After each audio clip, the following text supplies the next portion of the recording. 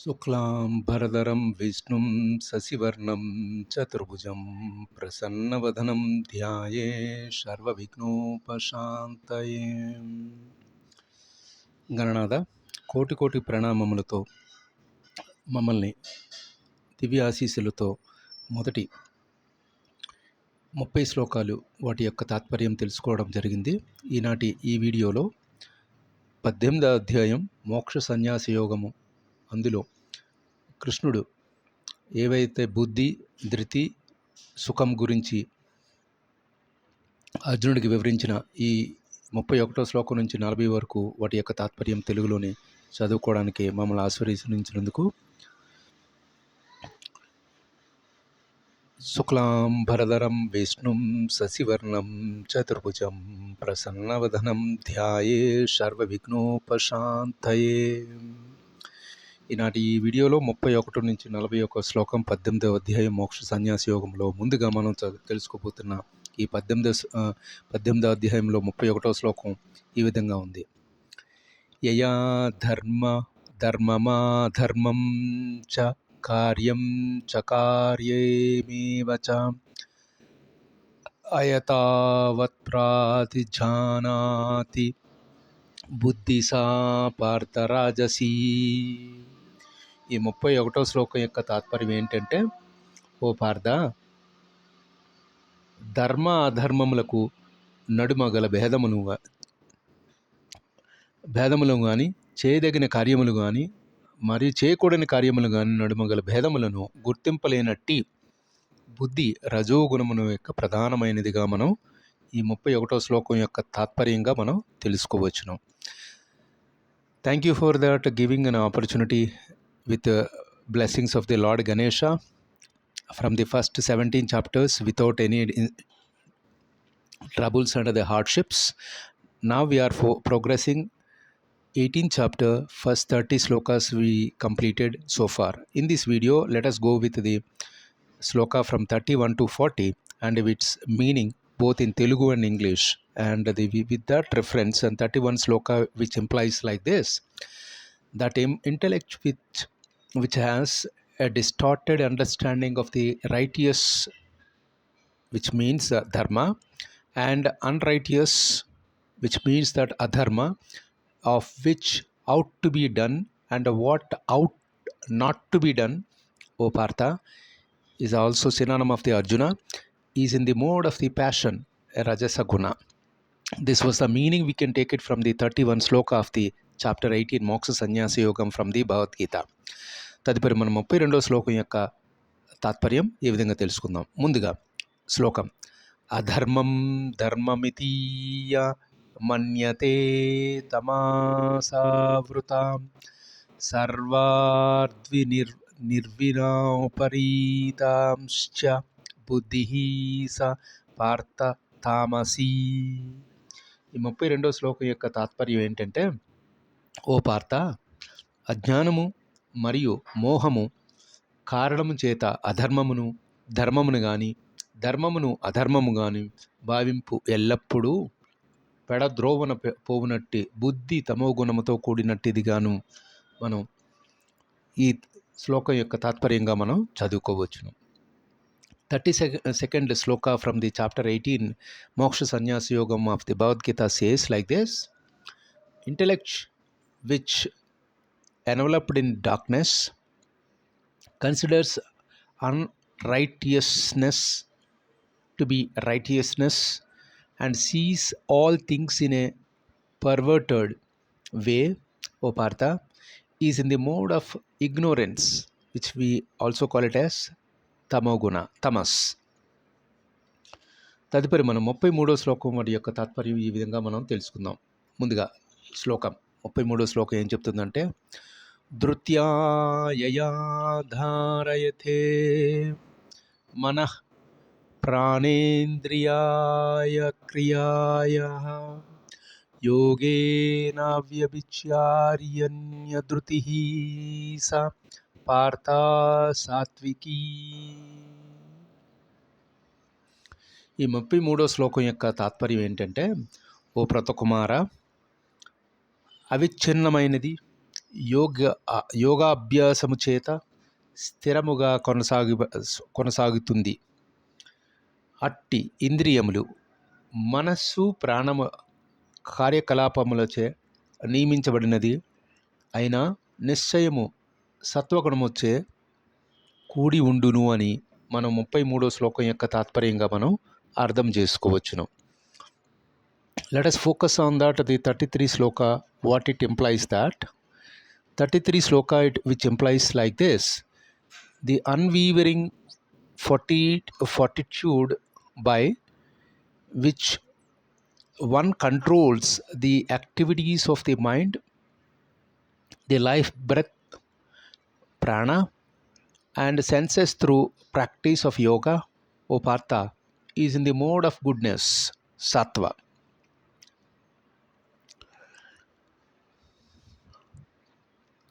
తదుపరి మనం 34వ శ్లోకం యొక్క తాత్పర్యం ఈ విధంగా తెలుసుకుందాం. ముందుగా శ్లోకం: యయాతు ధర్మకామార్థాన్ ధృత్యా ధారయతే అర్జున ప్రసంగేన ఫలాకాంక్షీ ధృతి స Partha రాజసీ.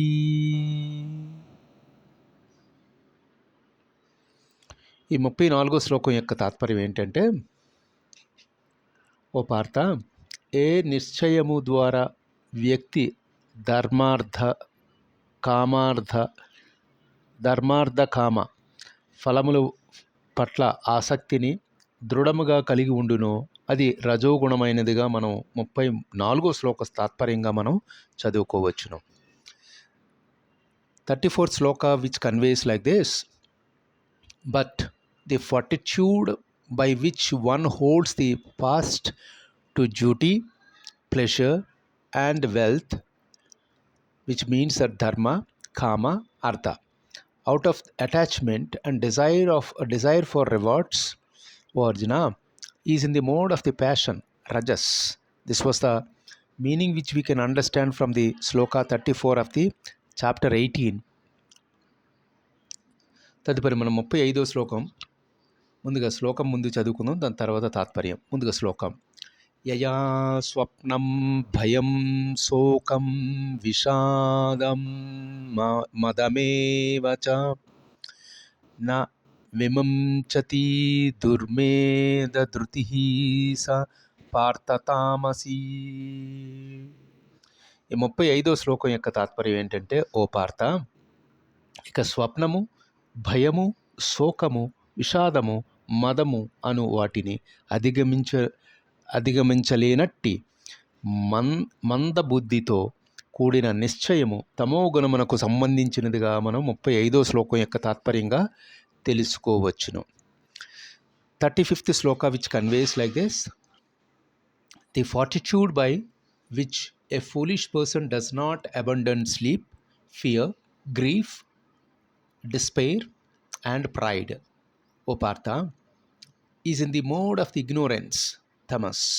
This was the meaning of the 35th sloka of the chapter 18 of the Bhagavad Gita. తదుపరి మనం 36వ శ్లోకం యొక్క తాత్పర్యం, వాటి యొక్క భావము ఈ విధంగా తెలుసుకుందాం. ముందుగా శ్లోకం: సుఖం త్విద్వానీ త్రివిధం శృణు మే భరతవర్షభా అభ్యాసాంధ్రమతే యత్ర దుఃఖాంతం చ నిగచ్చతి. ఓ భరతవంశీయ శ్రేష్ఠుడా, ఇక 3 రకముల సుఖములను గూర్చి నా నుండి వినుము అని కృష్ణుడు అర్జునుడికి వివరించిన విధానం. వాటి ద్వారా బద్ధజీవుడు భోగించును, కొన్నిసార్లు సమస్త సుఖములను అంతమును చేరుకును అని మనం దాని యొక్క భావాన్ని ఈ శ్లోకం ద్వారా తెలుసుకోవచ్చును.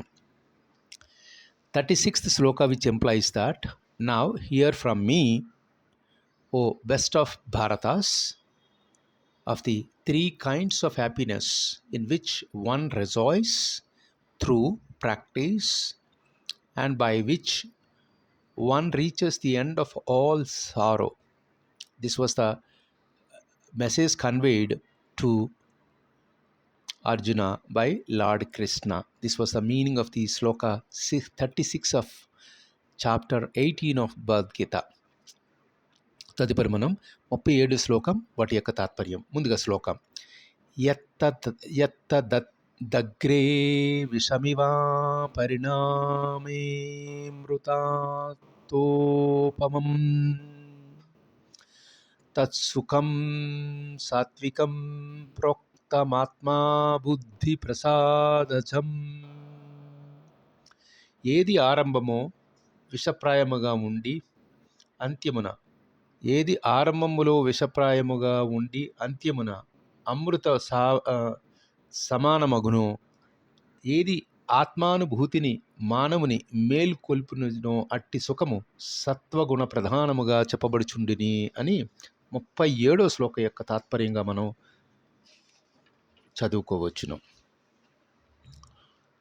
Let us read the sloka meaning of the 37 chapter 18, which implies that the happiness which is like a poison at the first, but like nectar in the end, born of the purity of one's own intellect, is said to be in the mode of goodness, sattva. This was the meaning we can understand from the sloka 37 of the chapter 18 from Bhagavad Gita. తదుపరి మనం 38వ శ్లోకం వాటి యొక్క తాత్పర్యం. ముందుగా శ్లోకం విషయేంద్రియా సంయోగత్యత్తగ్రే మృతోపమం పరిణామే విషమివా తత్సుఖం రాజసం స్మృతాత్మం. ఈ 38వ శ్లోకం యొక్క తాత్పర్యం ఏంటంటే, ఇంద్రియములు ఇంద్రియార్థములు సంయోగము ద్వారా లభించు సుఖము ఆదిలో అమృతం వలె అంత్యమున విషమునకు వలె తోచునది రజోగుణ ప్రధానముగా చెప్పబడుచుండెను అని 38వ శ్లోకం యొక్క తాత్పర్యాన్ని మనం అర్థం చేసుకోవచ్చును. 38th sloka, and which conveys the meaning like this: that happiness which arises from the contact of the senses with their objects, which is like nectar at first but like poison at the end, is declared to be the mode of passion, which is rajoguna. తదుపరి మనం 39వ శ్లోకం వాటి యొక్క తాత్పర్యం. ముందుగా శ్లోకం యదగ్రే చానుబంధే చ సుఖం మోహనాత్మనః నిద్రాలస్య ప్రమాదోత్తధం తత్తామ సముదాహృతం. ఈ 39వ శ్లోకం యొక్క తాత్పర్యం ఏంటంటే, ఆత్మానుభూతికి విముఖమైనది, ఆది నుండి అంత్యము వరకు మోహకారకమైనది, నిద్ర, సోమరితనము, మోహము నుండి ఉత్పన్నమయ్యే సుఖము తమోగుణ ప్రధానమైనదిగా చెప్పబడుచుండనిదిగా మనం 39వ శ్లోకం యొక్క తాత్పర్యంగా చదువుకోవచ్చును.